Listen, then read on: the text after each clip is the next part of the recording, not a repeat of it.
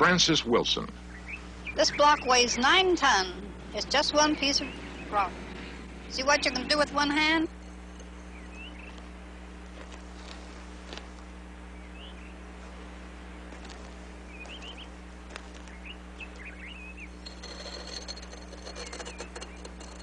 He's quite interested in safety, I know that, and he always wanted to make sure the children couldn't get down in here, and that was his gate to keep children from going down the steps.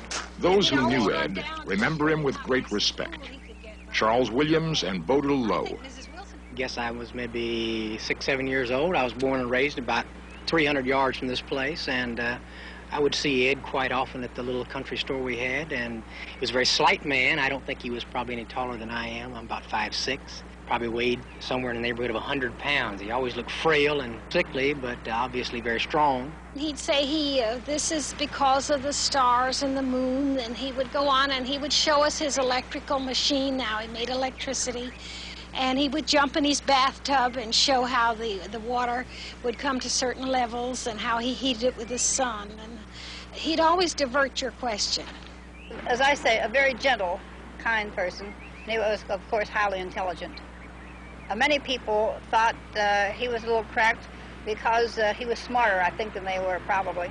His whole life and whole being was very frugal. Just sustained himself, I think, more or less. And some nights we'd come in the moonlight and sit and walk around in his park. And he would come out and tell us his story if he had a small audience. And he would go along in a very normal sort of a voice, and then we'd ask him why he did it. And they'd say, oh, well, someday my sweet 16 is coming, and he'd look up in the stars, and he would get very ethereal in his voice, and he just loved talking about his sweet 16. Then he always spoke of her as sweet 16. She never grew any older. It's kind of nice.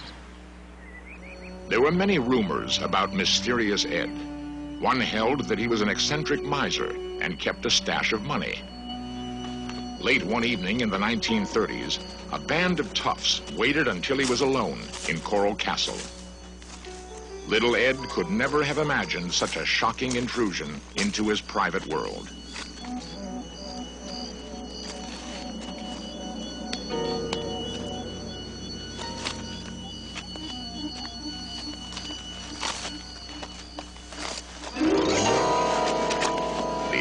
Prompted the most extraordinary feat of his life.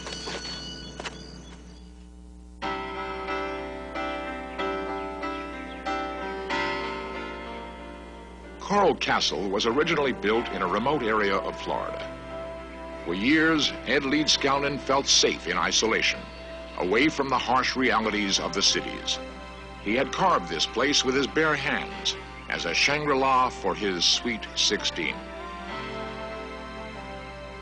Barely surviving a brutal robbery, however, Ed decided to seek safer ground.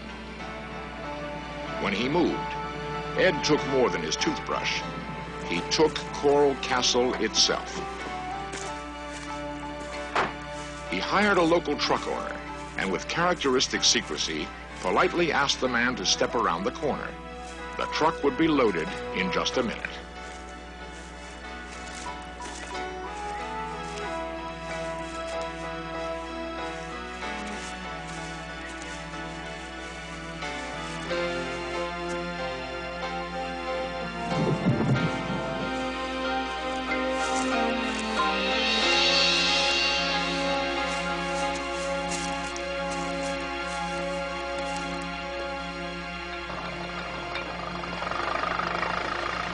Piece by piece, Ed moved all 3 million pounds of rock 10 miles to its present location near Homestead, Florida.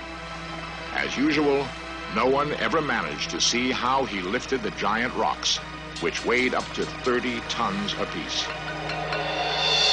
How did he do it? There are many theories. 60 million years ago, this was all of South Florida. Thousands of miles of living coral reef. The rock which he used, fossil coral, may have internal forces which only Ed understood. A huge brain coral seems almost conscious, perhaps contemplating ancient secrets. living coral constructs its own undersea castles. Forces deep in the earth fuse dead coral into oolite, a dense, strong organic rock. And most of South Florida has little topsoil over this bedrock. We asked the men at a rock quarry to try an experiment, to cut and lift a giant block of oolite. With diamond-tipped power saws, the cutting alone took several hours. The only way to break the block free, brute force.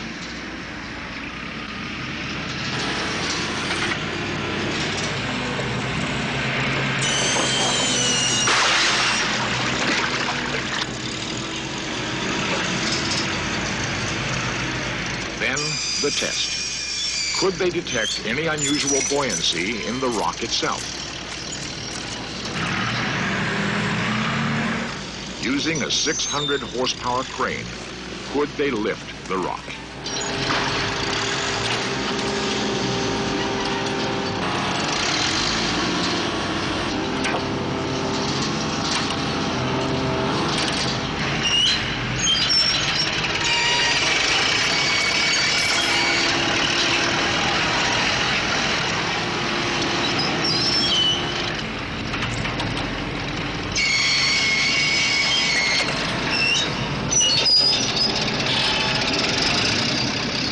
After the crane almost tipped over, they managed to drag the block a few yards. What modern equipment would it take to duplicate Coral Castle? It couldn't be done. Charles Valois comments.